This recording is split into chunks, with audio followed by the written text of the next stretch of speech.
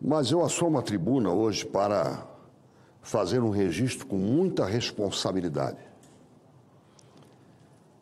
A maioria dos senadores e senadoras, a maioria assinou o pedido de impeachment do ministro Alexandre de Moraes. Não digo isso com alegria alguma, digo isso com um peso de responsabilidade, porque é a primeira vez que eu sei que a maioria do Senado Federal, e não foi num repente, foi com meditação, e haverá, salvo o melhor juízo, mais assinaturas. Porque as evidências estão não só sendo ampliadas em número, mas estão sendo ampliadas na concretude dos fatos que se conhecem. Os fatos já sabidos, não custa nada repetir, os fatos começam com a existência de um inquérito, o inquérito do fim do mundo, desde março de 2019. Houve senador que hoje pensa diferente, que afirmou, e isso está gravado, que o inquérito do fim do mundo, o inquérito 4781, é pior do que o AI-5. Essa frase não foi minha. Mas tal é a excrescência de existir um inquérito sem alvo, sem objeto, portanto, em que um juiz não sorteado pelo Supremo, com base num artigo do regimento do Supremo, investiga tudo e todos. Uma inquisição.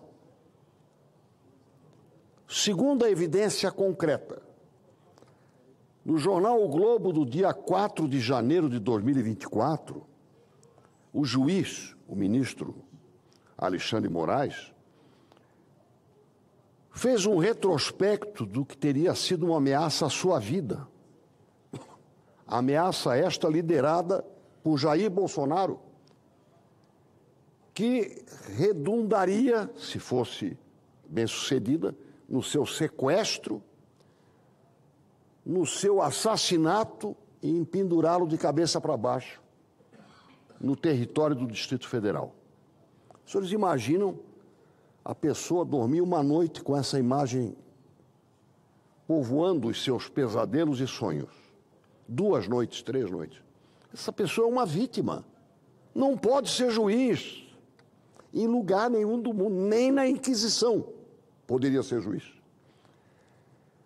Faltou a ética da suspeição, de me considerar suspeito.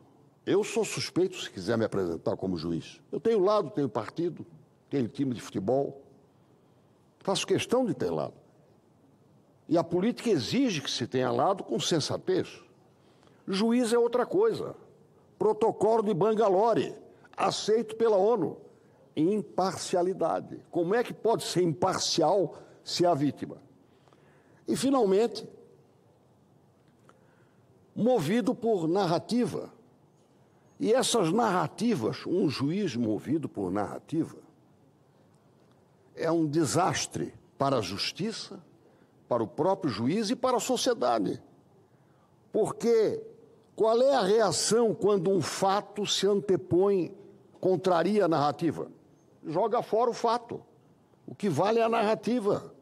Se alguém disser alguma coisa contra a narrativa, Magno Malta, chuta a narrativa para fora. Tem que prevalecer a narrativa. Isso é pior do que dogma, que já é uma coisa muito séria e às vezes perigosa. Então, esses são os fatos sabidos. Agora, os fatos que estão vindo à baila e vão merecer, senador Eduardo Girão, uma CPI desta casa a se confirmarem os anúncios que vêm sendo feitos, é a tal da vaza-toga, que resume a produção de provas em consonância com uma narrativa, ou seja, ela tem que ser produzida com criatividade até, para confirmar uma narrativa, sob pena de o chefe ficar chateado. E as evidências de que se produziram certidões de positividade, como se fosse um laudo médico, certidão positiva, certidão negativa, não do fato 8 de janeiro, mas da vida pregressa de quem foi detido no dia 8 ou no dia 9 de janeiro. Ou seja, não era para apurar um fato tal do golpe de Estado, que cá para nós. Tem que ter muita criatividade para enxergar um golpe de Estado naquele bando desorganizado, muitos deles que praticaram vandalismo e têm que responder por isso. Não estou dizendo que não houve nada de errado. Estou dizendo que golpe de Estado é outra coisa. A dona Débora, que escreveu Perdeu o Mané, ela não estava querendo nem ser a justiça, quanto mais adonar-se do poder no Brasil. Queria dizer um desaforo. Deve ser punida, deve ser julgada, se defender e, se couber, punida, mas não a 16, 17 anos. Num país que soltou, e foi quase que concomitante. Prendia-se a dona Débora e soltavam-se os que roubaram bilhões, confessaram e até devolveram dinheiro na Lava Jato. Portanto, esse país caminha para o rumo errado se nós não tomarmos alguma providência sensata e colocar um freio de arrumação, se Deus quiser, com equilíbrio. E quero concluir dizendo o seguinte, e vou dizer pessoalmente, no plenário. Não acredito que o presidente Davi Alcolumbre tenha dito que nem com 80 assinaturas ele abre o processo. Não acredito.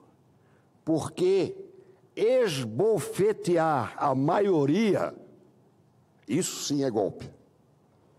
Quando uma maioria consciente se solidifica, quem não a respeita não é democrata. Portanto, é golpista. Eu não estou falando de um movimento que englobe a maioria, mas quando a maioria toma posição, vota, elege ou rejeita, ela é a expressão numérica da tal da democracia, que alguns diziam que era o pior de todos os regimes depois de todos os outros, mas é o regime que nós juramos preservar. Nós juramos.